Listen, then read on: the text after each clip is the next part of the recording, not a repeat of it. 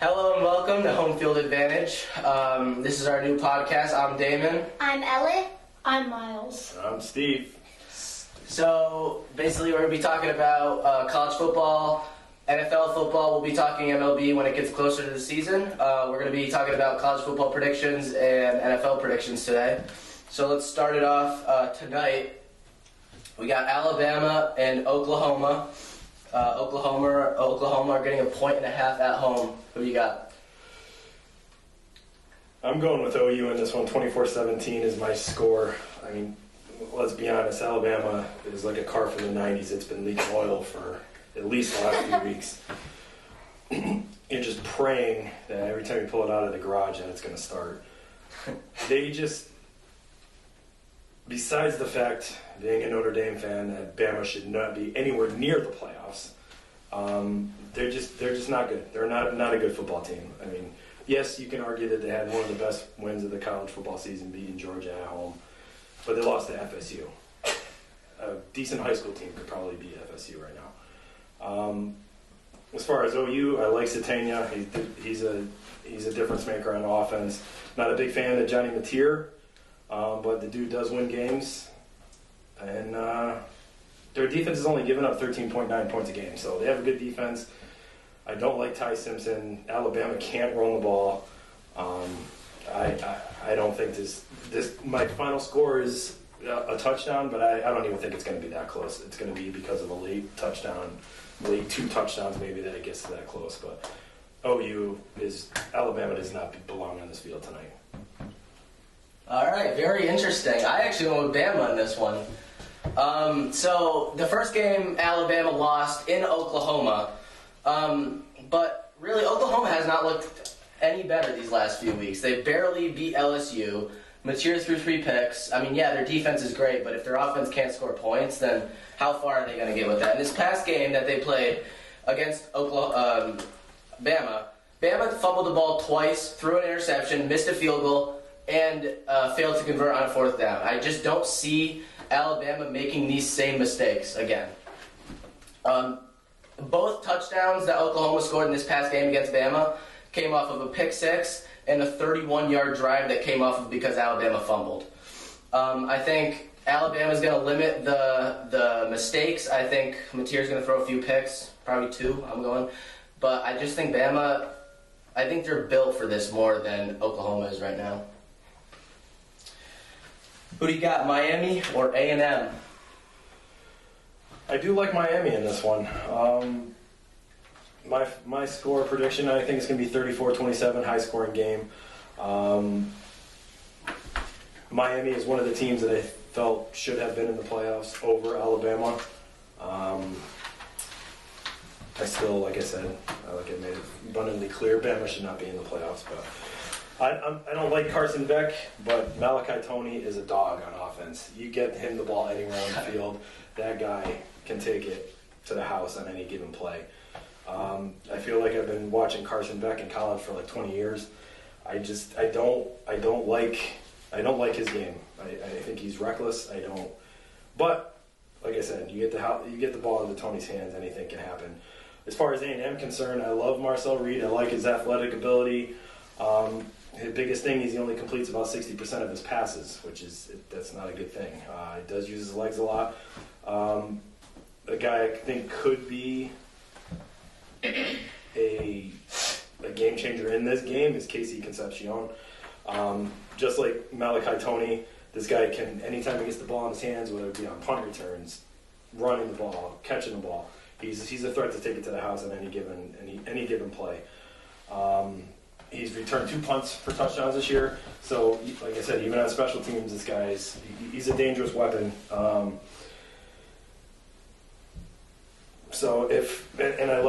do like Cassius Howell on the defense for A&M. The guy's got 11.5 sacks this year. If A&M's going to have any chance of winning this game, they're going to have to pressure Beck, which he will turn the ball over if he gets pressured. We've seen that going back to his Georgia days.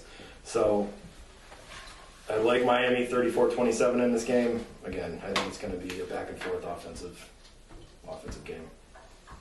Once again, I'm on the other side here. I'm taking Texas A&M. I like both of their defenses, But I think what's going to come down to it is which team is going to make the better offensive play or the worse offensive play in this case, where in these 2 games that Miami has lost, Carson Beck against Louisville threw 3 picks and against SMU threw 2 more.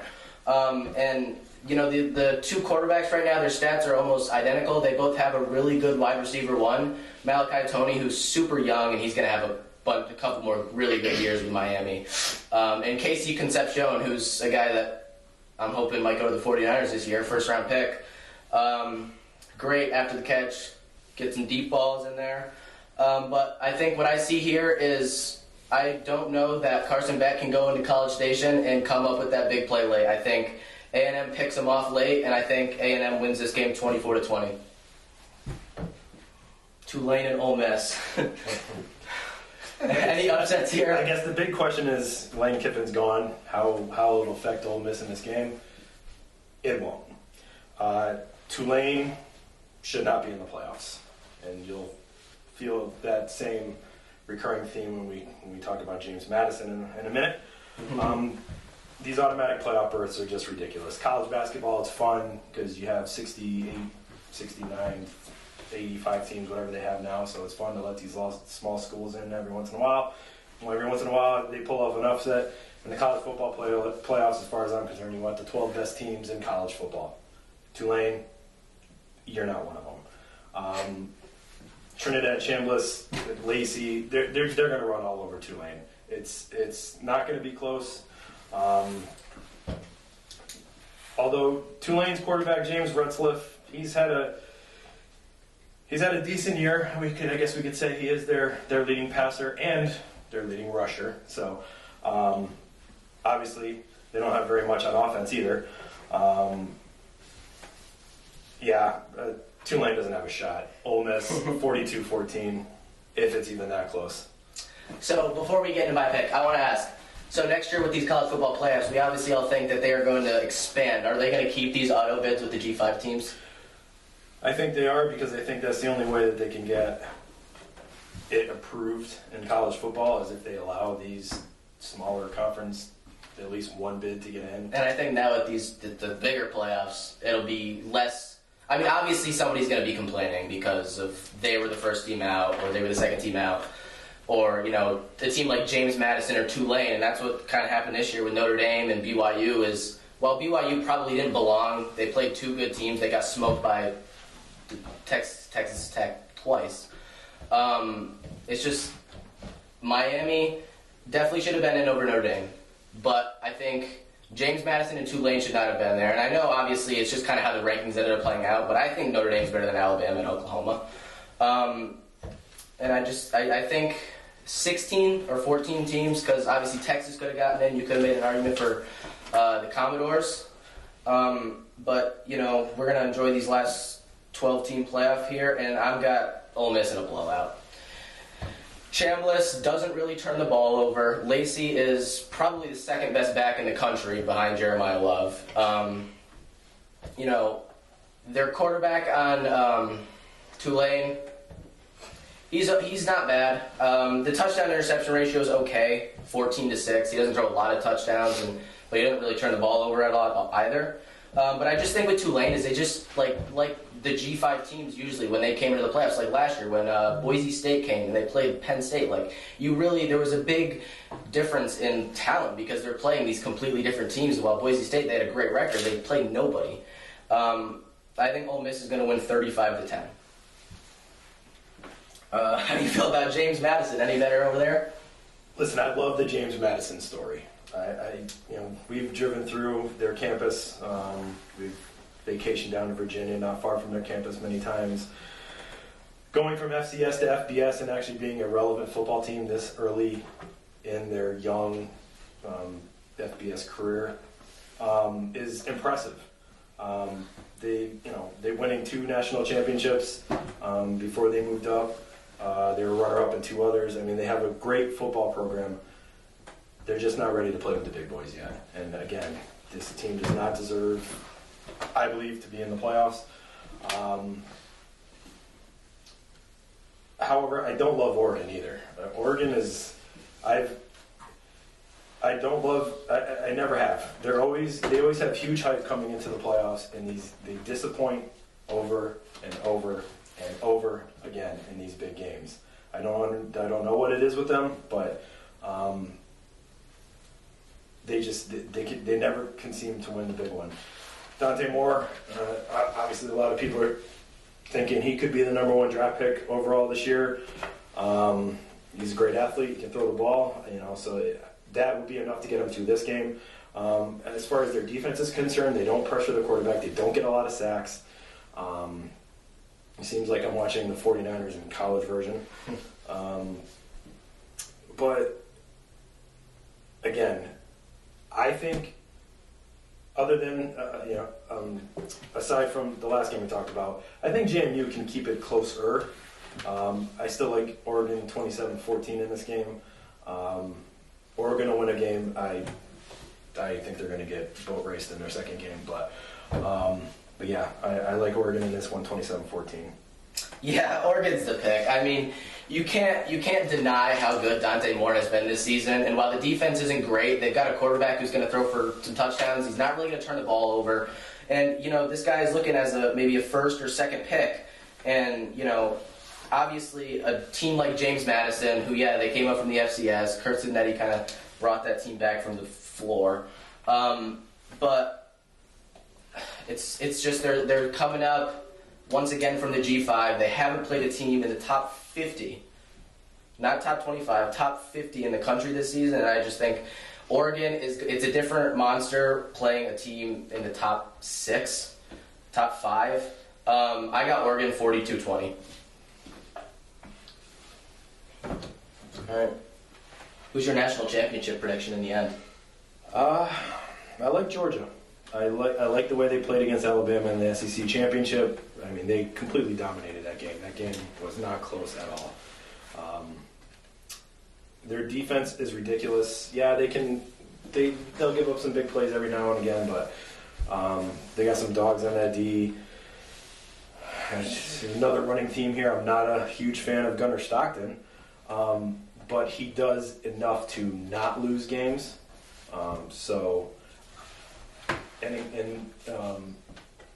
The name of the game is having a playmaker. Zachariah Branch is another one of these guys that you just get the ball in his hand, let him do his thing, and if you get it into his hands enough, it's going to be a good day. So right now my prediction is Georgia. I just think they look like the more complete team. I know everybody's in love with Indiana, the Cinderella. I'm going with somebody who's been there before and done it before. I love how Georgia's playing. I mean, you go back to the Alabama game and everyone kind of counted them off, but since then they've just been consistency. You've seen problems with Alabama, and while their offense isn't always great, they've got Gunnar Stockton, who most of their offense relies on speed and Zachariah Branch and Dylan Bell and the screen passes. I mean, they're a great team right now, and their defense is ridiculous. However, I'm going to take Ohio State. I just think Julian Sain was great this year, but Jeremiah Smith and Carnell Tate are phenomenal, and I think the only reason that Jeremiah Smith didn't end up winning the Biletnikoff this year was because he's got Carnell Tate on probably the second best receiver right across from him, or maybe the third behind McKylen. McKylen is really good, but their defense is elite. Yes, they lost this game to Indiana, but I think their emotion running high. I think this game meant more for Indiana just because of how meaningful this would be. They hadn't won a conference championship. They went into this game wanting this more than the world. And Ohio State knew if they lost, they were still going to the college football playoff. And I think we might see Ohio State and Georgia, or we might see we'll see Ohio State, Georgia in the conference side championship. What do you even call them? What bowl is that? But I think that'll be a great game. I think Indiana will blow out whoever wins, probably Oregon and Texas Tech. I don't think that'll be close. But I still think with the receivers they have, Julian Sain, he's a gunslinger. They can do anything. Well, their running game isn't great at all, actually. They've got a couple running backs. They're all around 400 yards. And some of them score touchdowns, but their receivers are just too good. And you really can't guard. You can find a way to guard one elite receiver, but when you've got another elite receiver on the other side, it's hard to stop that offense. And they got a good defense too. So, Can't discount that. All right. Who do you got in the Super Bowl this year? My heart says San Francisco, Buffalo. However, my brain is saying probably Buffalo and the Rams. The Rams, when they do put it together, they are one of the most complete teams in the NFL, offensively, defensively. Once Davante Adams comes back, as long as he comes back and he's relatively healthy, I mean, with him on the field, you don't need a running game within the 5-yard line. I mean, the guy's got 30 touchdowns this year, and they've maybe 40 receiving yards the entire year. I mean, it's crazy. You know, the guy he's you can't stop him on the goal line. The Rams, as much as I hate them being in the NFC West, I mean, their defense, they built it through the draft. They've hit on a lot of draft picks the last few years. Matthew Stafford's playing at an MVP last night. I mean, just showed it again. I mean, just throwing the ball over the field. The guy is unstoppable. They got 2 good running backs now with Corum and Kyron Williams. They just seem like when they put it together, they're the most complete team in the NFC. And then Buffalo, Josh Allen is a dog. He will find a way to win. You saw it last week against the Patriots. Everybody's talking about, the Patriots, if they win this game, they're going to win the AFC East. And Josh Allen's like, nah, I don't think so. Not today. Not against me. So I just think Josh Allen just has that in him where their defense is terrible, but I think Josh Allen can save them from a lot of things, and I just think that he's just, watching him play, he's just superhuman. I don't know how he does it, but they have the highest point differential in the second half this year. They're plus 116 in the second half. First half, not so great. So if they can figure out a way to start off faster and not have to play from behind all the time, Buffalo is very dangerous in the playoffs. I'm going to start by agreeing with you. I think the Rams are definitely going to make playoffs at the Super Bowl. I mean, back to what I said with Ohio State. When you have 2 elite receivers on each side, you've got Davante Adams, who's leading the league in touchdowns. You've got Puka Nacua, who's second in the league in receiving yards after another monster performance last night from him. And, you know, he really stepped up without Davante Adams. He had 220 yards. Stafford threw for 450. But, I mean, you know, these division games, something's going to happen. It was a crazy game. I think the big punt return late kind of screwed him up with Rashid Shaheed. But they're undeniably the best team. They've got the best quarterback in the NFC. They've got the best receiving core in the NFC. They've got one of the best defenses in the NFC. And their running backs are really good. Like, there's not a spot at this team where you look at it and you say, well, they really need to improve. Like, no, this team is complete. And while the Seahawks, they're great too. I mean, I think with the Seahawks, though, is if you lock up Jackson Smith and Jigba, like, the other wide receivers on this team are okay. Like, Shaheed, yeah, he was a big difference maker in the game last night. Like, he basically switched momentum up, but he had no catches. He had a 31-yard rush and a punt return touchdown. Like, the receiving game outside of Jackson Smith and Jigba is very weak on that team. The Packers, they're really good too. But with Micah Parsons out, the defense just isn't as scary anymore. And Jordan Love scares me. He's very inconsistent. When he's good, he's one of the best to do it. But when he's not, he is hard to watch. And I just don't love that receiving core. They've got a lot of guys who are okay. Like Christian Watson, he's good, but he's always hurt. Dobbs, he's good, but like not great, you know. Jaden Reed, once again, good, not great. Tucker Kraft is out for the year, so that's tough for them too. And then the final one, the 49ers, they're kind of sitting there in the back. No one's looking at them, and they're kind of sneaking up on every team, you know. They're 10-4. With a win this week, they're going to take the crown, as of right now, to the NFC West, and need to win out, basically, for the 1 seed. And, you know, this team lost Fred Warner, lost Nick Bosa. Brandon Ayuk hasn't played and won't. Pearsall has been out most of the season. And, you know, they've played with Juwan Jennings. And when this team... the 49ers in the past have been very dominant, other than last year, obviously. They're Deebo Samuel, Brandon Ayuk, Christian McCaffrey, but this season it's been like kind of when somebody needs to step up to back-to-back 140-yard games. When we needed a quarterback, Mac Jones came out of nowhere and played great for us. And I just think it's going to need to keep happening. Pearsall's hurt again. He's questionable to play Monday.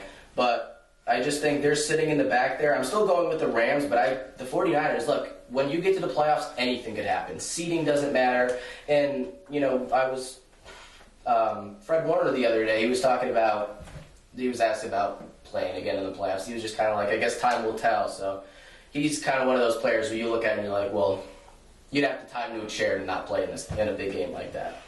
On the other side, all the talk right now, the Bills, the Broncos, the Patriots. I'm going to give you kind of a dark horse here. I've got the Houston Texans.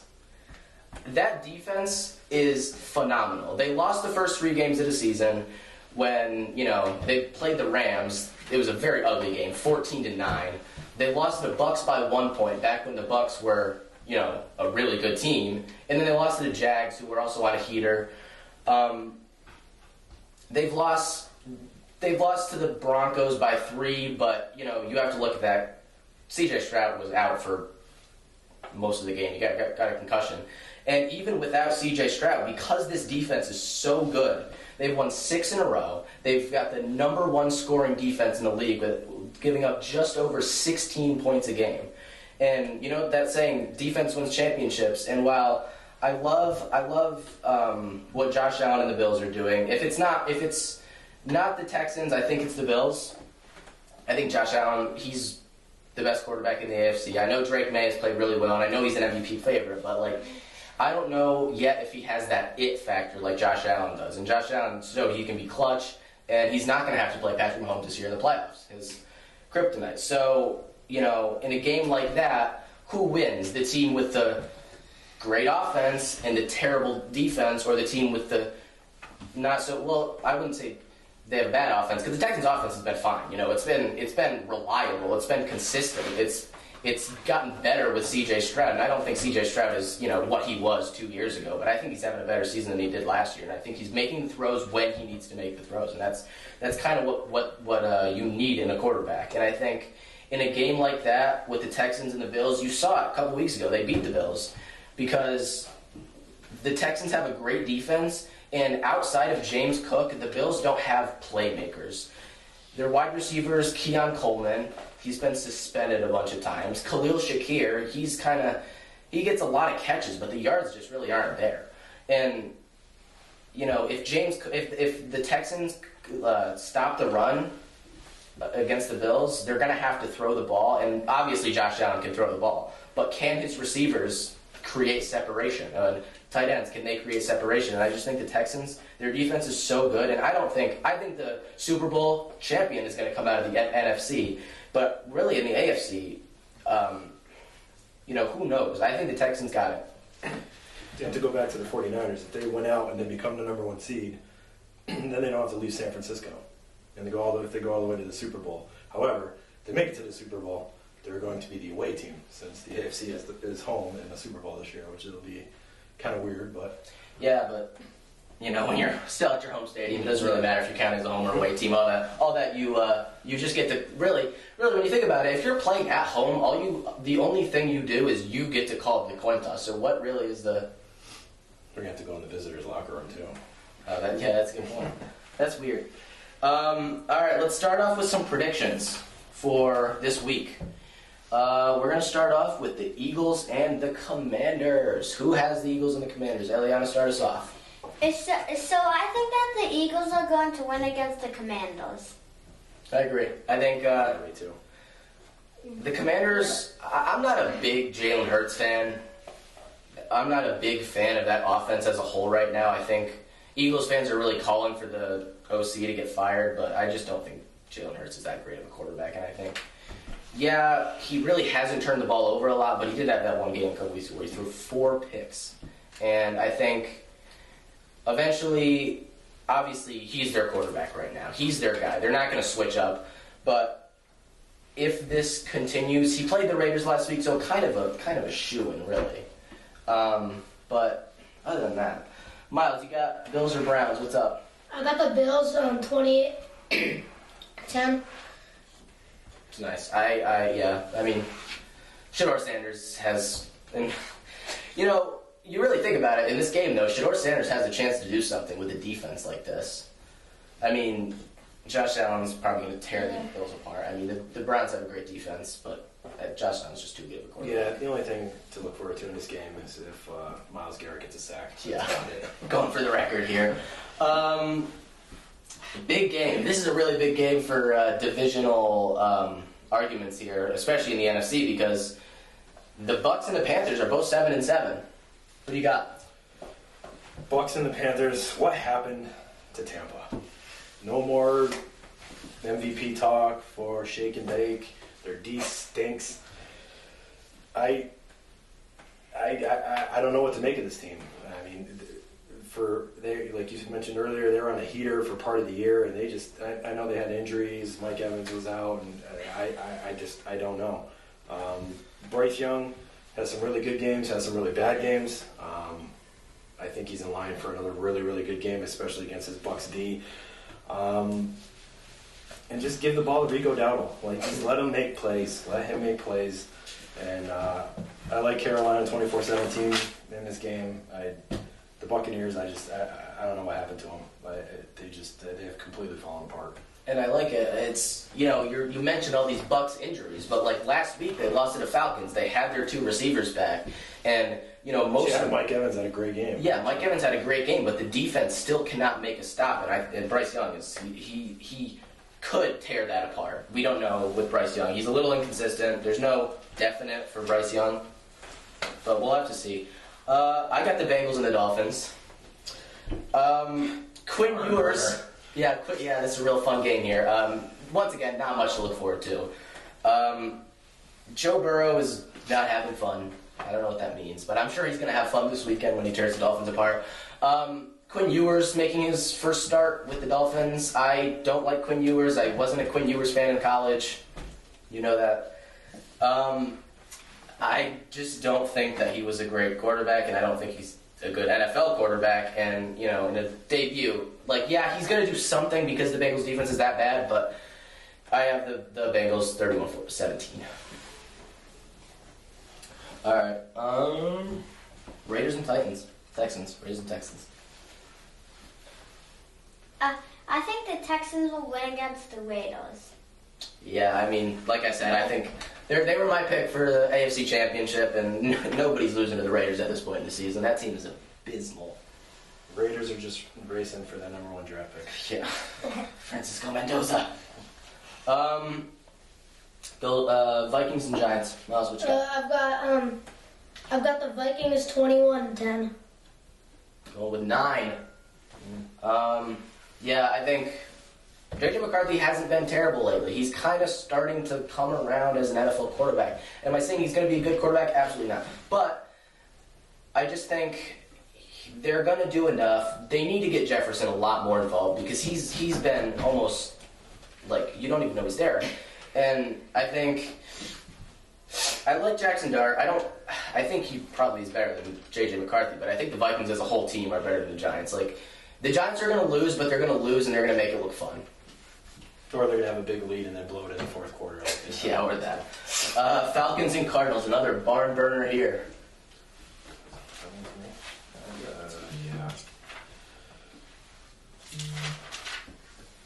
Okay. Falcons, Cardinals. Who cares? Who cares? Obviously, Bijan's a fun player to watch. He's gonna tear apart the Cardinals. It is what it is. I mean, Kirk Chains is their quarterback. I love Michael Penix. I loved him when he was at Indiana. I loved him when he went out to Washington. I love Michael Penix. Obviously, he's not playing. But Bijan, he's just out of this world. I think once Penix and Bijan, especially next year, if they can make some good draft picks and keep building their team, I think they have a good chance to be a good team. I don't know. My advice is if this game is on your TV at 4:00, you might want to go to an early dinner. That being said, Atlanta is gonna beat them 24-7. I think the problem right now with Atlanta is, they've got Michael Penix, they've got Bijan Robinson, they have Drake London, they have Kyle Pitts, who's in the last year of his contract, but they've got a good team. They've got good players. James Pierce has been really good. Jalen Walker, the other rookie, has been really good. A.J. Terrell is a good corner. I mean, Kobe Bryant looked terrible last weekend, or Thursday. But they have good players. They just need to put it together, and that's just something they haven't been able to do all season. It almost looked like that when they beat the Bills that they were starting to turn it around, and then they just looked dead against the 49ers, and really nothing has changed since then. Got the Jags and the Broncos. This is a really good game, actually. I am looking forward to this game. I think we've talked about these games going to early dinner, but we're not going to early dinner for this game because this is a really good game. I think lunch in this case, but I think Trevor Lawrence has been playing really good. Bo Nix threw 4 touchdowns last weekend, threw for 300 yards. He tore up the Packers' defense. I think this is going to be a high-scoring affair. I know the Broncos have a good defense, but I think the way the Jags' offense is playing right now, I don't know if the Broncos are going to be able to completely stop them. I do think the Broncos win this game. I think they keep their win streak going. I think they're a really good team. The schedule argument is still there. They don't play great competition yet this year, but really that doesn't matter if they're winning games. They're 12-2. I think they'll make it 13-2. They're on a crazy win streak right now. 30-27, I've got the Denver Broncos. Eliana, we got Chiefs and Titans. I think that the Chiefs will win against the Titans. Gardner Minshew, baby. Yeah. Gardner Minshew making a start. I think in this game now, without Patrick Mahomes, look out, because this Titans offense hasn't looked terrible these last few weeks. They didn't play bad last week. They beat the Browns, I think the Chiefs clearly have the better team. The Chiefs clearly should win, but I think they could be on upset alert here now that their season's kind of over and there's really nothing to play for now that Patrick Mahomes has torn his ACL.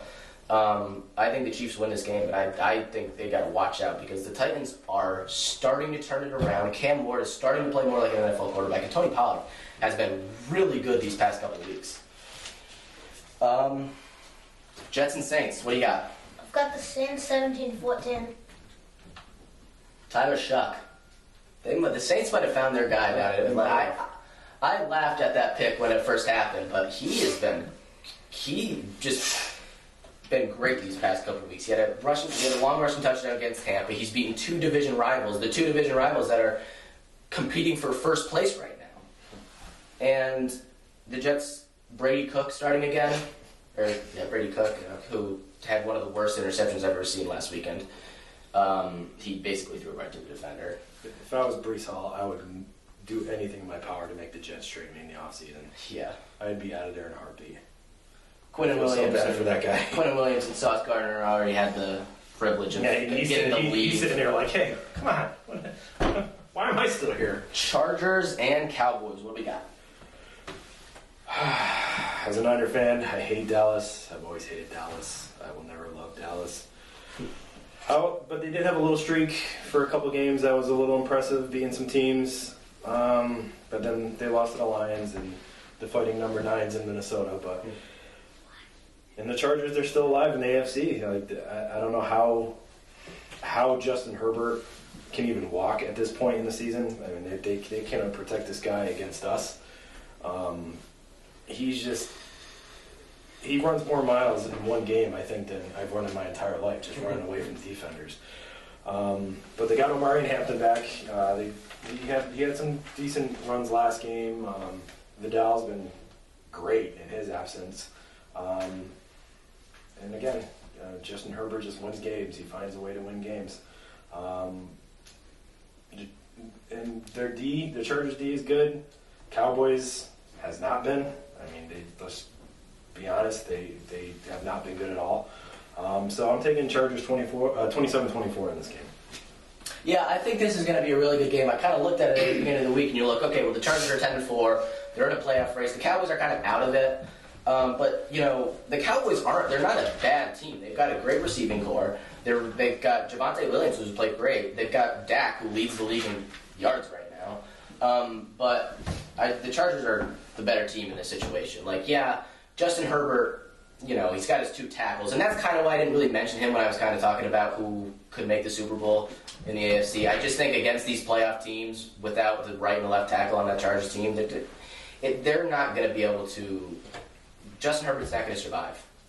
And I've got the Steelers and the Lions. Now, this week, San Francisco needs one of 2 things happen to clinch a playoff berth. That is, either the Lions lose to the Steelers or they win. I don't have that happening. I've got the Lions.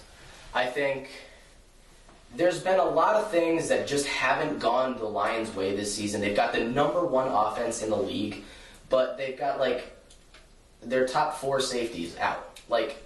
The injuries on the defense are piling up. Amon-Ra St. Brown has been great. Jameson Williams is one of the highest yards per catch in the league, and he's having a pretty good season himself. He's a little inconsistent, but when he gets in open space, you're not going to catch him. I just think this Lions offense is going to be too much. I think the Steelers, they're good. They're going to make the playoffs. They're going to do their 9-8 thing that they do every year with Mike Tomlin. But I got the Lions. I think they're going to win 30-20. I think at home, I just don't see this game being as close. I think if it was in Pittsburgh, I still think the Lions would win. It might be a little closer, but I just think that offense is just too good. Their defense hasn't been great, and I don't see them making the playoffs unless they are able to beat the Bears in Week 18. But they're going to keep trying to win games because they're still there. They're still trying to fight for it, and their offense is great. Their defense, not so much. We got Packers and Bears. All right, Packers and Bears. Obviously a big rivalry game. Caleb Williams, never was a fan of Caleb in college coming out. However, especially this year, I don't know if it's just his growth or having probably one of the best head coaches in Ben Johnson coaching him now. Best offensive minds in the game. He's definitely grown this year into a pretty decent quarterback. And then with DeAndre Swift and Monan guy, no, that's his name.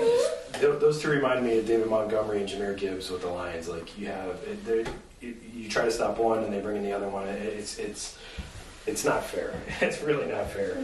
Rome is supposed to play, even though he almost killed me last week in fantasy. I had already taken him out before he re-aggravated injury and got taken back out of the game. The Bears, they just look like a completely different team than they have the last couple of years. And I'm just going to say it. I know you touched on part of this earlier, but Jordan Love stinks. He stinks. I am not impressed with him at all. I don't like the way this guy plays. He's reckless. I don't like the way he plays. And obviously, you lose Micah.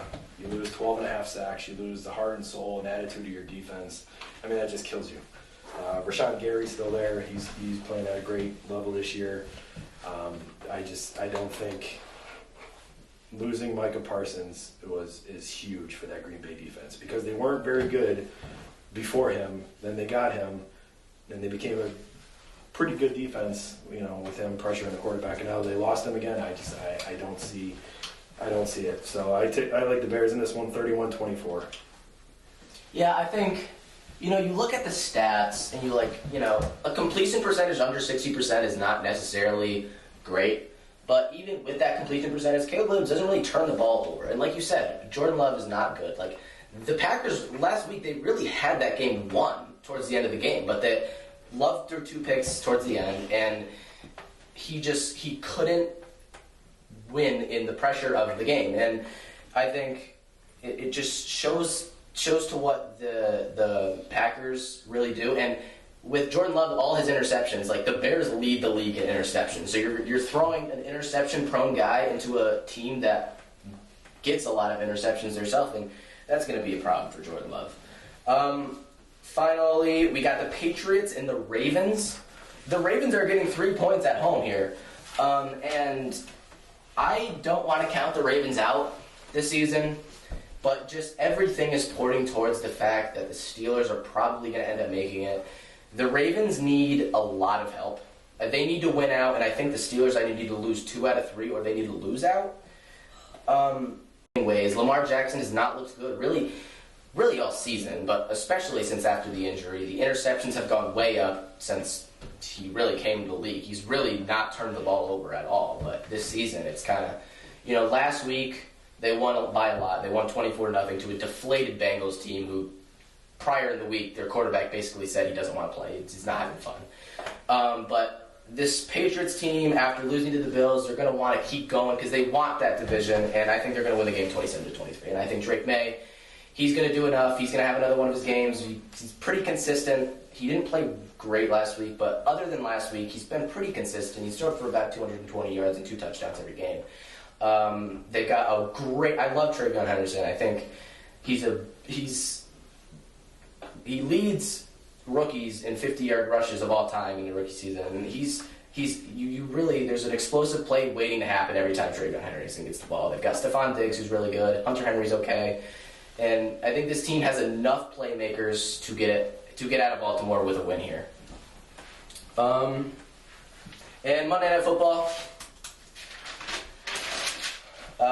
This is a big game for San Francisco.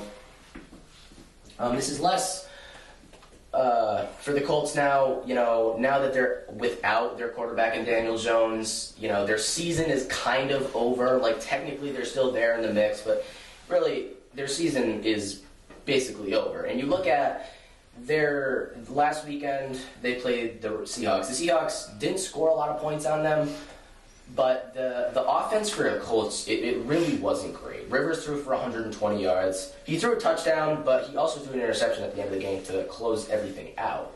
But they couldn't push the ball down the field. And when you can't push the ball down the field, it's going to be tough to get your running game going. And they really never got Jonathan Taylor going last game. Who you guys got? I think that the 49ers will win against the Colts. I've got 49ers against the Colts 24-21. Yeah, and to touch on the biggest thing that the 49ers are going to need to do, they have to stop JT. They have to. Grandpa Phil gave it a go last week. I mean, he looked wearing that uniform. It was a sight. But he almost pulled it out. I mean, they almost were able to beat the Seahawks, which that would have really helped the 49ers. But the 49ers need to stop Jonathan Taylor, and that has to be a focus because they have been getting gashed on the ground, and they need to stop Jonathan Taylor. They need to hopefully Robert Saleh, who is a genius on defense, comes up with something to stop Jonathan Taylor somehow, because if they don't, Jonathan Taylor's just going to run all over him. I know this is kind of personal to you, but your boy Riley Leonard must really stink if they're still going with a 44-year-old quarterback to start. Because watching Phillip Rivers, listen, God bless him, I'm 44 years old and I don't want to get hit by any of these linebackers, but just watching him trying to throw the ball, like, I don't know. I mean, good for him being out there and slinging the ball around, but if the 49ers can stop Jonathan Taylor, Brock and the offense will be fine. They need to get the ball into the hands of McCaffrey more, and because McCaffrey really didn't have a big game last week. But yeah, I think if they can stop Jonathan Taylor and the offense is going to click, like the Niners, I like them 34-21 in this game. I don't even think it's going to be particularly that close. I think the Colts will score like a late touchdown to get to that score. But it's a big game for the Niners. They need to win out, so they have to play with urgency the rest of the way. And so they have to come out and fire on all cylinders, offensively, defensively. And yeah, their main focus needs to be Jonathan Taylor. I'm going to say it again. Jonathan Taylor. You got to stop him. Yeah, and when you look at these past, really all season, the run defense hasn't been great. But the thing I look at right now is, their yards, their total rush yards allowed per game I think it's only the top 12 right now, actually. It's just the yards per carry that's the problem. And the problem is now, with a lot of these teams, the 49ers jump out fast, and these teams really feel like they have to throw the ball. And the Colts just aren't going to be able to go with that plan. They're going to have to continue to run the ball if they want to score, because that's their best bet. They're not going to get big plays from Phillip Rivers. He can't throw the ball probably more than 15 or 20 yards down the field. Like, maybe he can get the ball that far. It won't be accurate. But he just doesn't look like an NFL quarterback. And I think he was great, He was a great quarterback in his career back with the Chargers and the Colts. But, I think he's 44 years old. He was never fast, but, he was just, stumbling around last game. And now he's a statue. Yeah, he's a statue. He doesn't look like he's in the football shape. He got knocked to the ground, and it looked like he couldn't even get up from the ground. I felt bad for the guy every time he got hit and was on the ground. I was like, somebody please help this old man up. And the question I look at right now is how much worse could this offense be with Riley Leonard? Because Riley Leonard, he's not going to move the ball downfield either. But he has that ability to run the ball. So is he really that bad, or are they just they're like, okay, well, this season's over. We just want to have fun and throw out a 44-year-old man who was probably a Hall of Fame quarterback. Who knows? But I think what I look at with Jonathan Taylor, he leads the league in rushing right now. I think out of all the running backs this year, I would argue that he's had the second best running back performance. Because when I look at stats here, I think with Jonathan Taylor, you're going to get something different. You're going to get either a complete almost dud, or you're going to get 200 rushing yards. So, with the 49ers run defense, it could obviously be that 200-yard game. But when I'm going into a football game, I think there's 3 running backs right now that I'm like, oh crap, they're going to run all over us. Bijan Robinson, Jonathan Taylor, and James Cook. James Cook is the definition of consistency. Nobody has had more 100-yard games. James Cook, he is consistently great. And back to the topic of Taylor, they've played 4 games since their bye week. In those 4 games, Taylor hasn't eclipsed 100 yards once, and he's averaging 3.7 yards per carry. And in this game, it's going to be, can they get Jonathan Taylor back to where he was, against the Falcons in London or Germany, wherever they were, when he ran for 200 yards and had that walk-off touchdown. Because if they can't get back there, this game is not going to be close. If Jonathan Taylor goes out and he runs for 3.5 yards a carry again, this is probably going to be a 20-point game. If the Colts can't run the ball, they're not going to be the 49ers pass defense isn't great, but they've got Deommodore Lenoir, they've got Renardo Green, they've got Upton Stab, they've got 3. Well, Deommodore Lenoir is good, but the other 2, they're fine, but they're not going to get a lot of pressure anyway because they're watching the Colts game. They're trying to get the ball out as fast as they can. There's no. Yeah, Phillip Rivers has to get rid of the ball. He can't sit there and hold it. There's no worry about getting tons of pressure because they're gonna throw the ball too fast to get tons of pressure. But can they force turnovers? Because that's another problem the 49ers have had. It's gotten a little better, I guess, but can they force turnovers? We're gonna need some performance. We're gonna need, obviously if they do try to step back and actually try to throw the ball down the field, which at some point they might have to. Can Bryce Huff or Cleveland Farrell, can they get pressure? I don't love our defense right now, but I like that Bethune, he might be coming back, and that's a big, our linebacker core last week was not good, and that's mostly because we had Curtis Robinson starting it. He's a depth piece, but he's not an NFL starter, and Tatum Bethune, he was really good before he got hurt with San Francisco. He had a lot of tackles. He was always at the ball. He is no Fred Warner, and there is no Fred Warner in the league, but he's not a bad linebacker, He's physical, like D. Winters. I don't love D. Winters in pass coverage, but I like him as a run stopper. I like him making big hits, and I like his attitude in the team. I think on offense, McCaffrey he grinds out yards. He's not really been the explosive guy that he once was. But I think in this game, it's really going to come down to Brock Purdy. And they've won 4 games since Brock Purdy's come off. He's thrown 8 touchdowns and 3 picks in those 4 games, and all 3 of those picks came in 1 game. And the big worry with him sometimes is, can he limit throwing the ball to the other team and throw the ball more to his team? Last week, 23 for 30. He had 290 yards. He threw for 3 touchdowns. He was great last week. But it's, can he limit the turnovers? Can he keep the ball with his team? And the Colts, they don't have I think they're in the bottom 5 in pass defense. Their run defense is not bad. But if they're going to jump out to an early lead, I think Brock Purdy's going to have to throw the ball a lot, and I think McCaffrey's going to have to grind out those yards like he has all season. I think McCaffrey had 1 catch last week. I think he'll have more this week because they're going to throw the ball, I think, a little more because of that. They're going to try to expose the pass defense that the Colts might have. DeForest Buckner's coming off IR. and then it all depends if Sauce is playing, which I don't know. I haven't heard if he is or not. He said he was questionable, but if they don't have Sauce Gardner, then they can really attack the secondary. But the thing I'm looking at right now is, can they attack the secondary when they have Juwan Jennings and Kendrick Bourne and Demarcus Robinson?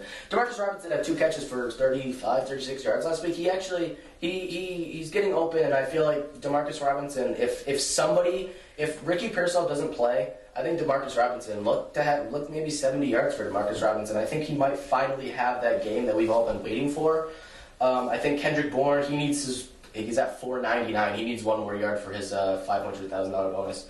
So I hope he gets that this week, and I'm sure Shanahan knows about. So I'm sure if Pearsall doesn't play, I mean, I really hope Pearsall plays because I think Pearsall will have a great game if he plays. I think he'll if he plays this whole game, he plays through and through. He'll probably have 100 yards. Jennings is more of a short. He's a red zone guy. You know, every once in a while you get a deep ball to him, but he doesn't create separation. He's not a burner. And while Pearsall's not really a burner either, he gets better separation. Bourne gets some separation. Demarcus Robinson, I'm not really sure. I think he gets separation. He's kind of really haven't seen much of him this year. I'm hoping they're going to get him involved. He finally had a couple of catches last week, and one of them was a pretty big catch. It was Brock Purdy. And now that we're 5 games out, we're 6 weeks out now actually from the injury. He's coming back from the injury. He's starting to look a lot better. Like back to that Demarcus Robinson, like Brock Purdy, the pressure's on, he runs out of the pocket, and he hits Demarcus Robinson 20 yards down the field for a first down. And now that Brock Purdy's foot is completely, it seems like they said it was not going to be 100% all season, but it almost seems like he's playing like it's 100%. Made a jump pass touchdown, he had another pass out of the pocket to Juwan Jennings for a touchdown, and it seems like he's got his movement back. And while he's not the fastest guy, he's a playmaker. He can make plays as a quarterback. And I think in this game, he's gonna have to do that. And I think the 49ers will jump out to that early lead, and I think they'll kind of continue to keep this game so it's not really close, but it's not like a complete blowout. I think the Colts will kind of stick with the 49ers for a little bit maybe. I took the 49ers 28-17. I think the 49ers had 5.5 on the road. I think the Colts are getting a little too much credit for what they did earlier in the season.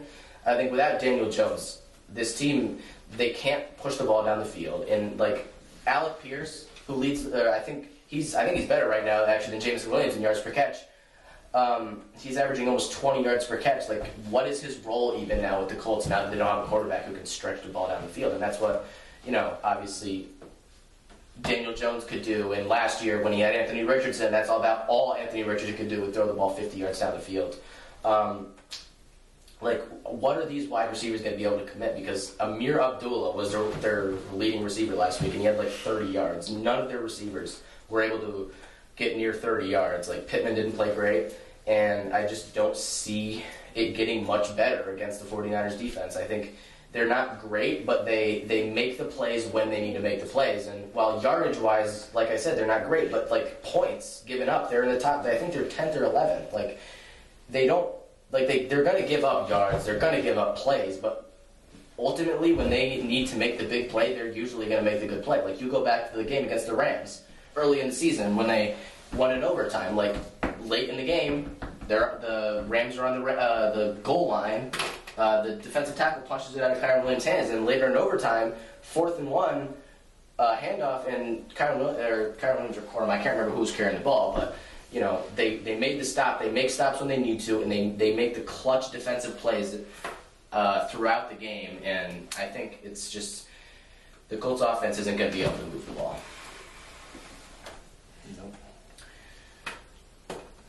That's the final whistle. Catch you next time on Home Field Advantage. All right, thank you guys. We'll see you next time.